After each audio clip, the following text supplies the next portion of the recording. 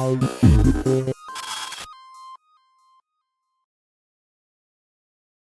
very welcome along to the Zoom room with Johnny Ward, Bill Esdaile and Silvestre de Sousa. We're looking at day one of Royal Ascot. Bide.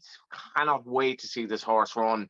That's just the start of the day, and we're going to go through all the main races as well as Silvestre's couple of rides, one of them particularly interesting, and we're just going to talk through what should be an amazing start to Royal Ascot on a special year for the Queen as well. And just to get through a couple of offers first, pipped, if you're second beaten half length or less, you get your win stake back up to 50 quid. Mind the gap, and this is on one race per day at Royal Ascot. See the app or the website for details only. In the short distance races, place an each way bet on any selection, and we will refund your place stake as a free bet up to a pony, 25 quid. If your horse finishes out of the places but within 5 lengths of the winner, and that applies to selected race between 5 and 10 furlongs. And in the long distance race, place an each way bet on any selection, and we will refund your place stake as a free bet up to 25 quid if your horse finishes out of the places but within 10 lengths of the winner, and applies to selected races over 1 mile, 3 or further. And Bill, it should be said, this is a long week. You got to punt fairly sensibly. Long days ahead in terms of starting off on Tuesday. And if you get off to a bad start, there's plenty more as the week progresses. Yeah, we're not going to get off to a bad start. There's nothing to worry about from that. Really built it up there, haven't they? Yeah, exactly. No. How are you, Phil? Sorry, I couldn't hear. How are you, Sil? I'm good. I'm great. Thank you. Yes, absolutely. Yeah, no, I'm fantastic. Great form. Bill, is this a week that you like punting on? Yeah, do you know what? I love Royal Ascot. I think it's 7 races, 35 races over the 5 days. Magic racing, best quality racing. The weather's set fair. I think it's going to be 30 degrees towards the end of the week. It's going to be rattling fast ground. But look, it's the best of the best. We've got raiders from all over the world. And we kick off with the best horse in the world, Bide. So it's all perfect. The stage is set. Just in terms of riding the track, still, like, is it a track where you don't necessarily want to be making the pace? Do you want a horse who goes well around Ascot, or what are you looking for? And you need a horse could travel, and but definitely he's not a horse you want to be making, and because it's a stiff finish, Ascot, So I think beneficial horses hold up. And because such a good races, and usually like whatever is in front, the old one's been chased, and you're always going to fracture quicker. But especially in the straight course, most of the race probably we see will be in the straight course. What's your favorite memory yourself? I've got so many good memories out there, and I think when I won the champion stake with horse called Fahar, and for Said Mr. Room, so Godolphin. So it was a great day. We're going to go straight into it. 5-1 on Bide in the opening Queen Anne. Best horse in the world, as Bill says. We'll stay with you, Bill, for this. Obviously, I don't know if you're looking for an angle here. I think you might get a bit better than 1-5 come the show or come the off. Check out the Star Sports website and the app closer to the off. But I just love this horse's comeback run, Bill. It looks like, if anything, he's gotten better. Yeah, 7 from 7. Finished off last season with 2 Group 1s, one in France, one in the QE2. Kicked off this season with, like you say, a lock-inch win that said the horse might have got better. And that's worrying for the rest of the mile division, because, he's touted as the best horse in the world, and nothing we saw at Newbury suggested he isn't. It would be the shock of the meeting if he doesn't win this. He looks bomb-proof. I think the question is who's going to chase him home. Real World looks the obvious horse to chase him home, but again, there's this old adage: if you're ridden to try and win, you might not finish the race off properly. So there could be a bit of value. I'd probably play the forecast here or the without market, but I think Bide will win. But I'm interested in Sabusca, an accidental agent. Sabusca, who was third in the race last year, 12 months ago, and was the winner of the Silver Hunt Cup a couple of years back. Goes well, particularly at this track. An accidental agent who won this race 4 years ago. You got 2 horses that probably have a lot to find on the form book, but love fast ground, go really well at Ascot, and it would be no surprise if one of those filled the runners-up spot or better against Bide. So I'll play Bide with those ones, the rank outsiders. Isn't it mad as well, Sil, to see a horse by Sea the Stars who has so much speed? He looks an out-and-out miler and looks almost like his hair apparent at stud as well. Absolutely, yeah. I think he's the best mile around, and could be even be the best mile in the world, And I think the race is made up for him. he have to be a hot favorite, and I cannot see any other horse chase him home. I think he's gonna do very comfortable, and if he win less than 2 lengths, I'll be disappointed. Yeah, and obviously, you know, if you're looking for a very, very short price favourite, this might be the way to start the week. In the Coventry, we're looking at 11-4 the field at the moment, second race of the day. Aidan O'Brien has had a few options for this race. Good record. I think he's won it 3 times the last decade or so. So he's splitting up. He's sort of sprinting 2-year-olds a little bit. But nevertheless, he has the favourite, Blackbeard. Go to you on this one, Sil. This is a very interesting race. He has Ace of Kings as well. And Aidan's 2-year-old record this season is absolutely astonishing. A lot of these horses are not by Galileo, they're more speedily bred, including Blackbeard, who's a beautiful horse by no name ever and has done nothing wrong so far. Yes, absolutely. You know, he's has done nothing wrong this season. You know, every time you see his 2-year-old running, when doesn't win, finish second. You know, and it's a tough race, and I do like my horse. You ride Remarkable Force here, who's unbeaten as well. Yes, and you know, I've been associated with the horse in the stable, riding track walks, and we thought he would win when he went first time out in Salisbury, and he won. And we thought it was a weak race for him to run at Musselburgh, and he won. So he's stepping up a bit in class as well. But I do like the horse. I don't know if he's going to chase the winning home, but he's going to run well. What do you make of the 6 furlongs? Fine for him. I thought he's a horse he would appreciate even go further. Okay, there we go. I'm really looking forward to this race, Bill. Yeah, this is the one of the mouthwatering 2-year-old races of the week, and like you say, you've got the kind of best of the home team, Persian Force, who won the Brocklesby and looked really good last time, against a couple of really smart Aidan O'Brien runners, Blackbeard and Age of Kings, who slips in here a bit on the radar with Frankie Dettori. Definitely been lots of money around for him, but Blackbeard's won 3 times and looks really professional. And it's a really hard race. I think the 2-year-old races this week are going to be hard to get a lid on, because you can make a case out for at least 7, 8, 9 horses in every race. For me, how good is Persian Force, you think? How good is he? Yeah, I think he's very good, but this will be his acid test. I think the draw is important here. I think last year that everything kind of unfolded on the stand side rail a bit. We saw Berkshire Shadow win under the stand side, and I thought it was key that Blackbeard drew gate 14 near the stand side rail, and Age of Kings 10, Persian Force 12. A lot of the good horses seem to be drawn high towards the stand side, which might be the place to be when the ground rides really quick. But look, if I had to nominate one of the top 3, it would probably be Blackbeard and what he's achieved so far.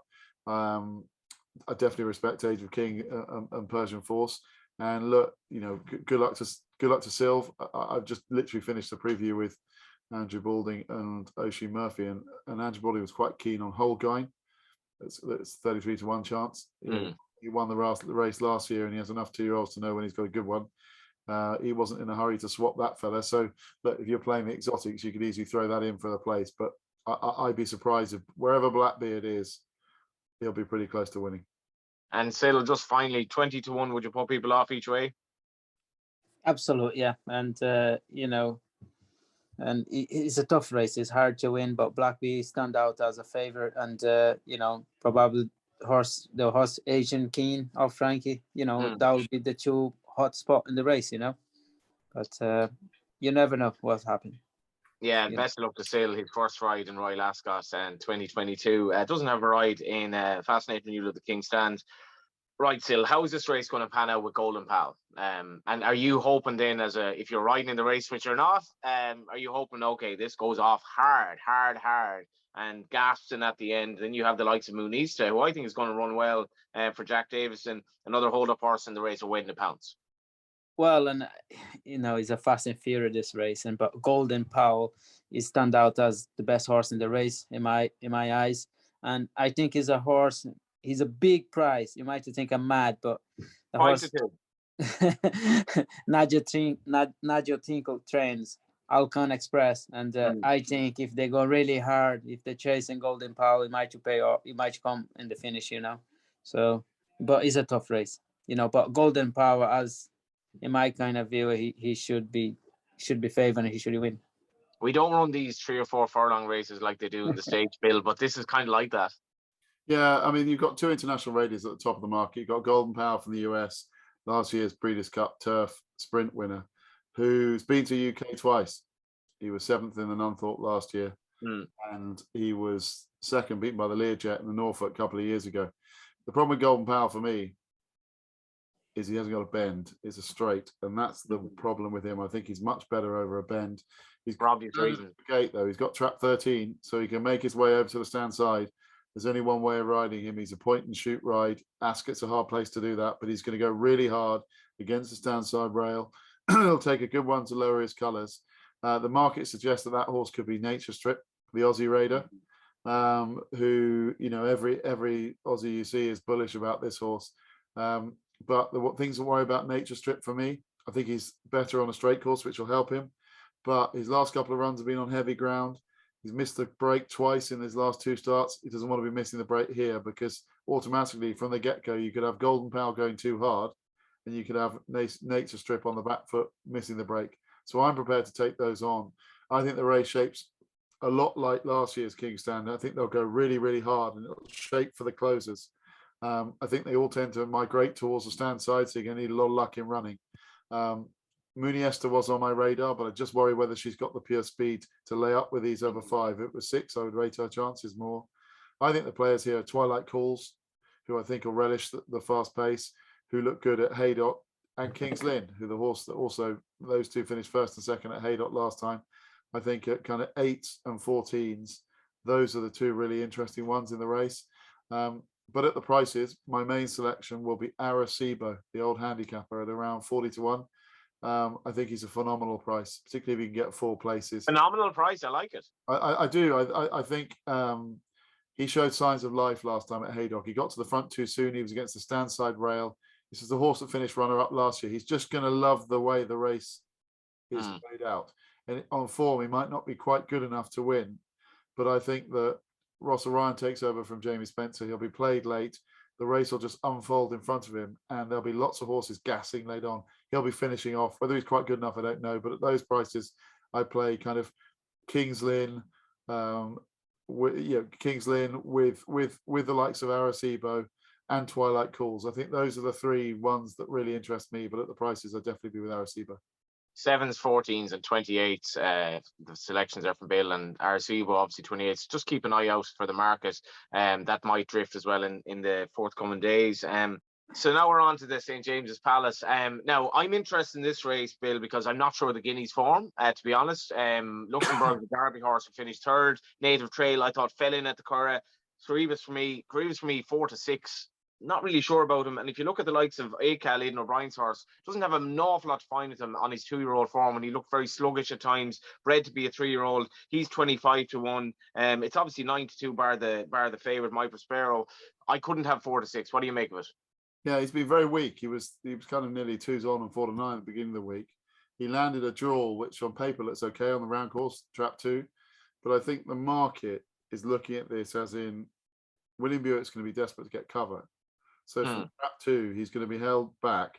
He's going to be potentially in a bit of trouble because he's going to have horses around him. And that's why some firms have gone 4 to 5 this evening, because I think the bookies will want to get him, Caribus, because he's vulnerable.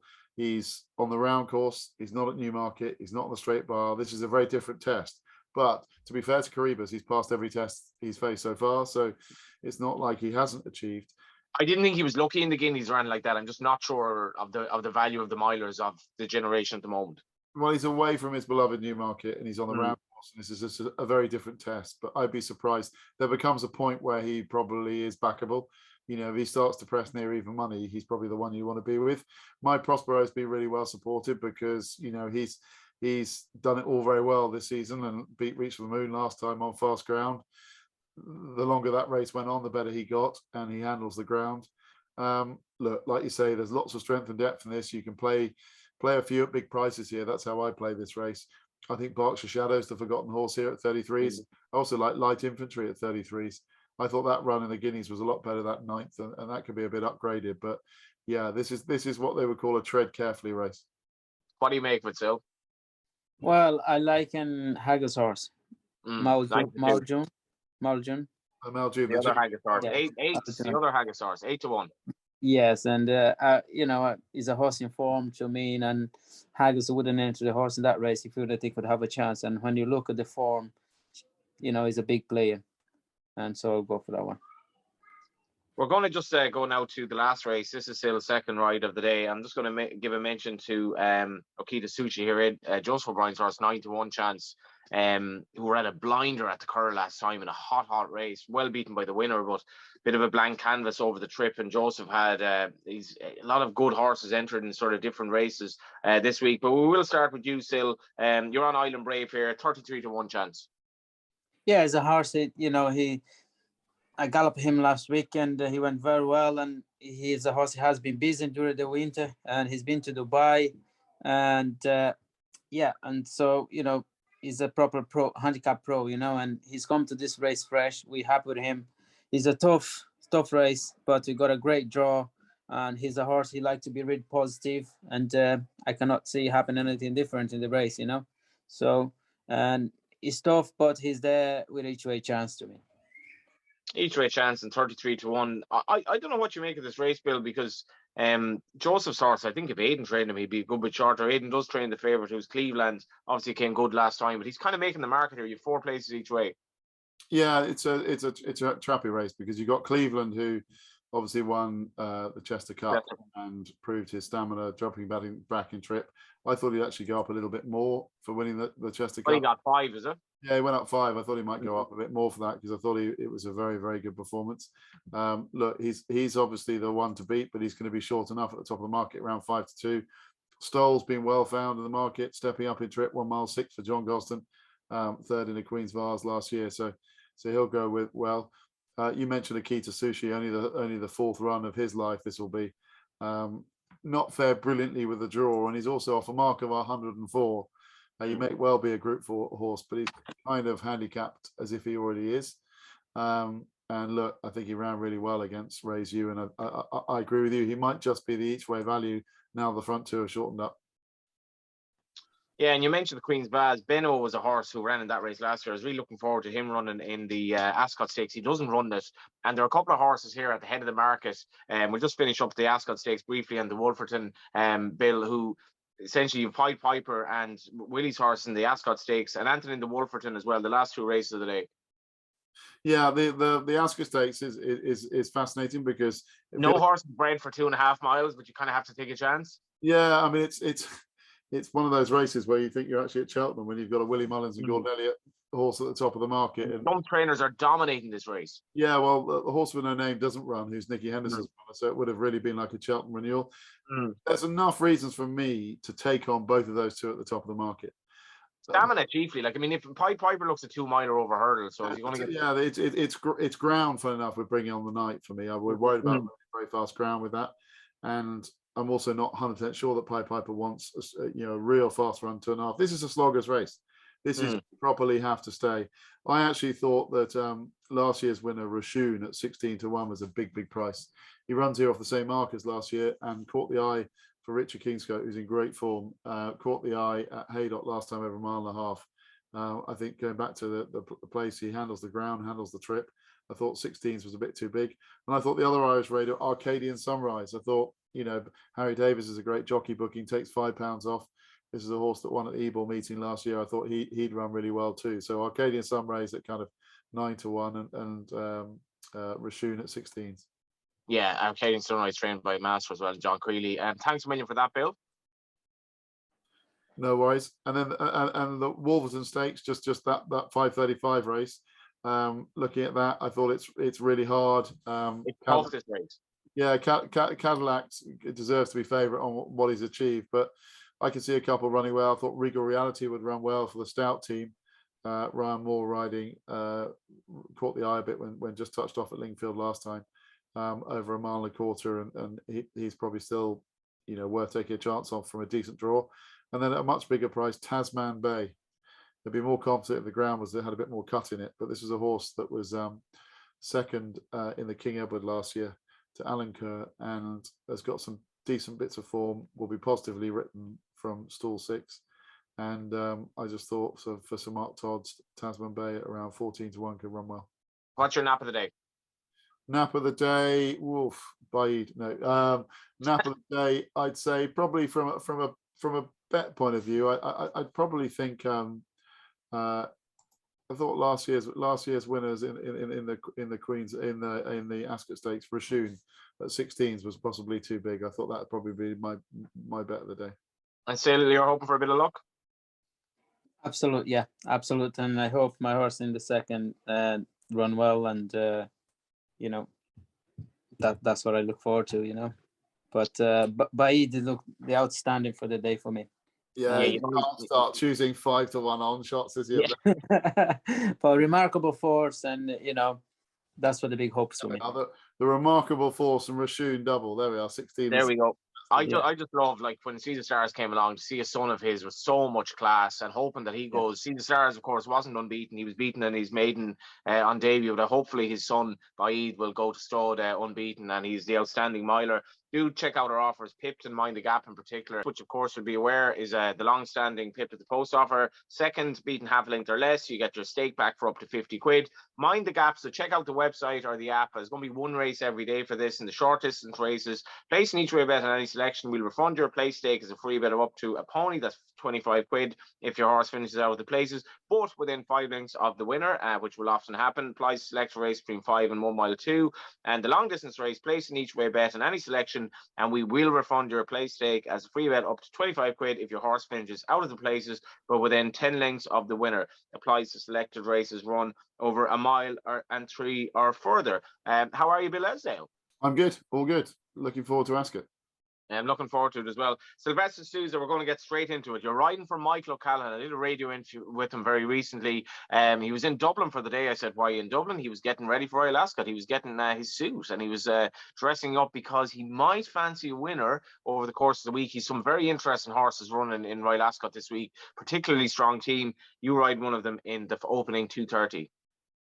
Yes, and Olivia Maralda, and she hasn't broken maiden yet, but she has run well twice, and probably she got beat by a couple of smart horse. I've been booked for this ride by the owner, Kia Amo Racing, and now I'm looking forward to the talk a lot of the filly when she got beat first time, and second time she bumped into another good horse. So, but yeah, it's a big field, and she has the experience. She hasn't got the head in front yet, but I'm sure it's just about a time her to get her head in front. It would be nice if she could do in a big day, you know. Yeah, Olivia Maralda is a horse by Kodiak, and as you say, I think she ran into one last time, and now this is obviously a bit of a minefield, but Michael O'Callaghan's a horse that quite a lot, particularly with his juveniles. Yeah, she definitely ran into one. She ran into a really good one last time, and this, as you said, we're doing this before the declarations, but it's a fascinating race, the Queen Mary, because you've got a very smart English filly at the top, dramatised. Who looked a world beater at Newmarket, and you know she's missed the break at Newmarket back in April. That was an unbelievable performance, actually. I'm wondering, should she even be shorter? Well, she should be, and she could be, and she went down as many people's ideas as the Queen Mary winner. As soon as you pass the line, people are thinking, "Wow, there's the Queen Mary winner." But again, we have the old, the age-old problem of Wesley Ward, who's coming along with another fast filly. Now, Love Reigns for Irad Ortiz won at Keeneland. I think it was the same week that Dramatised won. But Love Reigns won by half the length of America that day. I think she won by 9.5 lengths or 9 3/4 lengths in blinkers for the first time. She's back. She looks blisteringly fast, and it's going to be a pace burn up. And these two fillies at the top of the market are going to take the bulk of the betting, take the bulk of the market between them. I think before declarations, you're looking at a best price kind of 3 to 1 Love Reigns and 9 to 2 Dramatised. Look, it's a wide open race. If I'm honest, I think Silv's got a really good chance. I think he's about 14 to 1 chance. I'd probably take a squeak on her picking up a piece of the action, because there's a chance these two might cut each other's throats. But they could be very smart and finish first and second. But I'll take a chance on Silv's, Olivia Maralda. Very interesting. You're back on Sills. Love Reigns, of course, is by a US Navy flag, who's by Warfront. I absolutely hate backing anything by Warfront on any start other than the debut. So we'll see how that goes. Will this horse disappoint like so many of them do? But interesting, Sil, that Bill is going with yours as well. Yes, I am. Someone believes in a horse for sure. So you must know quite a bit. So I'll give that credit to Bill. He usually pick a good ones. So I hope. Yeah, well, she's got the experience, and I like the fact that she'll see the trip out well. She started life over 6, and then she ran over 5.5. The American fillies tend to need 4.5 rather than 5.5, and it's what they find late on. And if you're on a closer, Sylv, you've got a massive chance in a race like this because, the draw's important. As we're doing this pre-draw, but there's a chance some of these might get racing a long, long way out, and unless they're superstars, it's a long way home. Yeah, that's what they had in mind. They just brought him back in trip to run just to sharpen her up. Yeah. But they always had this race in mind to go. Yeah, I think Michael O'Callaghan's, he doesn't tend to run horse and race like this unless he thinks that they have a realistic chance as well. We're going to move on now to the Prince of Wales Stakes, and it's just remarkable, still staying with you, that Sir Michael Stout, who's had a couple of years, if not in the doldrums of not much happening, all of a sudden he has an amazing Derby winner, and now he has Bay Bridge, who was really, really sensational, the Brigadier Gerard, and I don't know, to me, he's nothing to fear from a couple of his rivals here on that run, and for me, he looks one of the best of the week here at odds against. Absolutely, yeah. This is a lovely race, and such many good horses there. Lord Norton and Bay Bridge, and so Mike Stout is wonderful training, and it's nice to see him and now in the high again, with such many good horses. I'm not sure there's going to be an each-way make-up to this race, Bill, because that's obviously relevant if you're opposing him. If you looked at the run that State of Rest produced in the Tattersalls Gold Cup, I think he was a little bit unlucky. He was kind of ahead after the line. High Definition tried to pinch it from the front, and he was staying on strongly. I think he's beaten a couple of necks in the end. You're obviously looking for an each-way angle in the race, but we have Shearer, which is obviously the fascinating overseas runner. But I don't know. I mean, Bay Bridge's performance in his seasonal return marks him as an absolute standout here, I would have thought. Yeah, he looked terrific, and it's funny when we think this time last year that Bay Bridge was winning the London Gold Cup at Newbury off a marker 90, and yeah, here he is. Typical Stout improver, TSA. Well, to think he had 31 pounds in hand that day, it must have been a hell of a good thing at Newbury.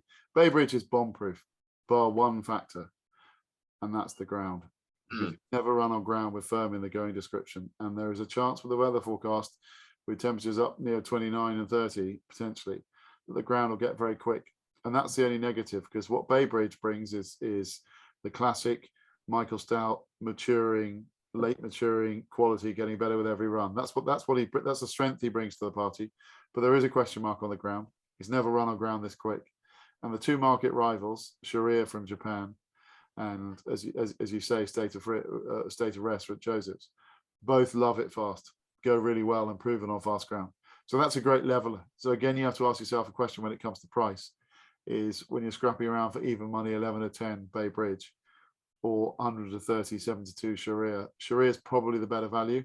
That form, the Dubai Shima Classic that he won, where he beat Yabir, finally, Yabir's been called a few names since, but there were good horses in behind, Authority, Pile Driver, Alan Carr. The list goes on. He's beaten really good horses there. Gone hard, won well. I led a long way out, got the job done. May have to make his own pace here. Sharia could easily dictate. Might be hard to crack. If I had to pick one there at the prices, I'd definitely be with Sharia at 7 to 2 over Bay Bridge at 11 to 10. Yeah, it's a game of opinions. We're interested to see how Bay Bridge gets on the ground, and I think it's a really, really intriguing renewal of the race as well. We're going to go on to the Duke of Cambridge now, and Mother Earth, I think, in fairness, Bill, for all that she was disappointed in the lock-in, you'd imagine she should bounce back. She's been fairly consistent. She goes fine at Ascot. I don't know, I thought this was open enough. Yeah, but open. You've got a good filly like Mother Earth who comes here rather than the Queen Anne.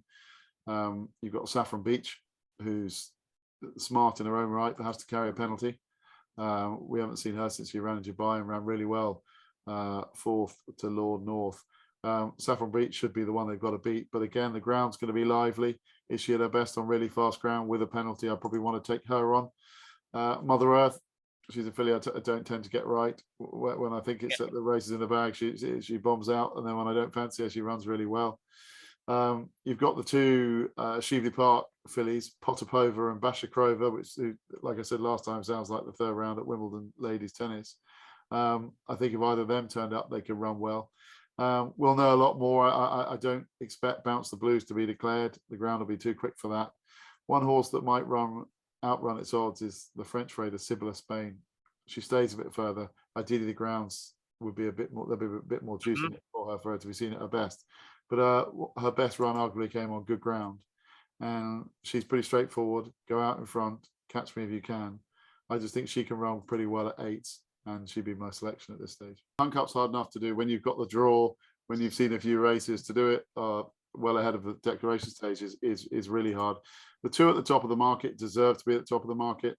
You've got Charlie Hills' Dark Shift, who looked really good last time, got a really good Ascot record, who comes here in good form, is 8-1 market leader with Astro King for Sir Michael Stout, who was a really good second in this 12 months ago to Real World, who, as we know now, was thrown in that. And Astro King won the stand side group quite easily that day, and I think was 4 lengths behind Real World. Reappears here off I think it's a £4 higher mark, maybe even a £2 higher mark, I think it is. Reappears here off a couple of pounds higher mark. Shaped well last time at Thirsk. I think Astro King of the leading ones is probably the one I'd like to go with of Sir Michael Stouts. I think Astro King will run well, but looking at the others at really big prices, you can make a case out for a few to outrun their odds. But the one when I scanned through all of these and I looked, the one horse I thought was a huge price was Aratus of Clive Cox's. He's a 40-1 chance, Aratus. Now, you have to be a bit forgiving, and I am the forgiving type. And as is Bill and Sil are the forgiving types. Yeah, well, I'm forgiving with this fella because he won 3 races. He was one of the most progressive 7 furlong horses last season, and then got gelded, and then came back and got beaten in a trappy race at Leicester, but showed a lot more in the Victoria Cup, but behind Var Fortino over 7 furlongs last time. That was off a mark of 102. If you drop a pound to 101, he could probably do with a bit more breathing space from the handicapper. But fast ground will be fine. We know he goes well at the track. It's just a horse that if he gets carried into the race and gets drawn okay and stays, 40-1 could be a massive price. Clive Coxkeen just coming back into form. And I thought Aratus, when I was looking at the prices, I expected to see him 20 or 16, not 40. So for me, I'd take Aratus at the massive price at 40s and Astro King as my kind of conservative play. So a couple of days into the Zoom room, and Bill has a couple of big prices already. Just bring us on to the Windsor Castle. Massive fan of Little Big Bear, Bill. He's kind of a funnily named horse because this horse is big, and he produced a good performance on debut. Bolted up at short odds last time. Now again, we're doing this before declarations. The Antarctic is stablemate, his second favourite. Wallbank of David Loughnan's horse looks pretty promising as well. Won easily last time. What do you make of it? Yeah, well, I think Sil rode it, didn't he? Wallbank when it won. I'm pretty sure he did. What do you make of him, Sil? He's a lovely horse. Like, he's done nothing wrong. I don't think he has beat much of a field, but I like the way he did. And he just, when I asked him a question, when I touched him with the whip, and he just find a couple of lengths there, and the further he was going, the better he would be. If David Loughnane didn't try, like David Loughnane, he's a fellow goalie man like myself, and you're wondering if this horse were with a bigger yard, he'd be a lot shorter than 7-1. Absolutely, yeah. Probably because it was a small field, but I think he's a good play on a stiff track like Ascot, What do you make of the race, Will? Yeah, I think it's funny because we've touched on the point that we're doing this before a race has even been run at the meeting. We'll know a lot more about Little Big Bear when we see how Blackbeard and Age of Kings get on in the Coventry. Now, at the time of recording, you can get 3-1 Little Big Bear. If one of those other two aforementioned horses wins the Coventry, there'll be a 7-4 chance in this. Yeah. If they're beaten out of sight, you're 9-2, 5-1. And that's how volatile these markets are. And that's the beauty of fiddling around and looking at the 2-year-olds. And it's guesswork, it's experience. Silver's a brilliant jockey. He gets a feel for a good 2-year-old. You're a judge in your own right when you see your horses. You get a feel for a horse when you see a performance is special. Now, for me, I think Little Big Bear is one of those horses who looks really talented. But I was also very taken by Andrew Broading's horse, Chateau. If you can wrestle defeat, if you can wrestle victory from the jaws of defeat, got there in the end, like he did last time. This is our outtakes part of the show. Yeah, exactly. There's no Luke Tar on here to take the piss. No, Chateau was beat last time. He shouldn't have been able to win from the position that he managed to untie. The knot was fully tied and he untied it. And for me, yes, this is a big step up in class, but he was motoring late on and showed electric acceleration. Chateau's definitely on my radar in a race like this because I think he's a little bit still under the radar and he'll finish off his race really strongly. And any 2-year-old that can finish off his race strongly is one that I like. So as much as I expect Little Big Bear, but the price is the kind of 14-1 or 12-1 Chateau, I think he's a player. We're going to finish up now, just looking at the final race of the day. A very interesting favourite in Hazia, who, despite a bit of inexperience, ran very well at the Curran, a massive field the last day. Favourite, I think, the winner was quite well handicapped. What do you like the rest of the day, Bill? Well, in the 610, the Kensington Palace, I love a Roger Varian plot. I think he's a brilliant trainer and very shrewd at this meeting, particularly with horses under the radar. Is this the plot? Well, I don't know if it is or not, but Mubadra hasn't been seen 224 days, last seen on the all-weather. Last seen on the all-weather, and you don't know whether there's been a problem or they've thought, let's put this champagne on ice because we can drink this champagne at Ascot. And we've seen them do it in the past. And you don't know whether they've had hold-ups for the filly or they thought, let's just hold on to this mark. We have a 100 rated filly who's rated 89. Let's pop her in this because she'll win it. And I'm going to go with that form of theory. I might be completely wrong. That's my hypothesis anyway. But she just feels like she's a lot better than her current mark. Now, she's proven on fast ground. She won at Haydock last summer. She sees the trip out well. She's by Oasis Dream. Out of a good mare. I think she's a player here at around 9-1. It's wide open. There's loads of them in here you can make a case for. But I just had the feeling with her that she is better than her mark. And as we mentioned as well, it's obviously important to note that this has been recorded before we had the declarations. We don't know the draw and so on and so forth. Keep an eye out on Joseph O'Brien's horse, who's very likely raced and not long with the yard as well, having left Mick Halford. What's your best hope for the day, do you think, Bill?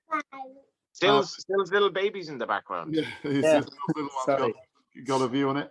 I don't know. I think I'm pretty keen on. I think Astro King and Aratus. I think they won't be far away in the Hunt Cup. I think they're sensible bets.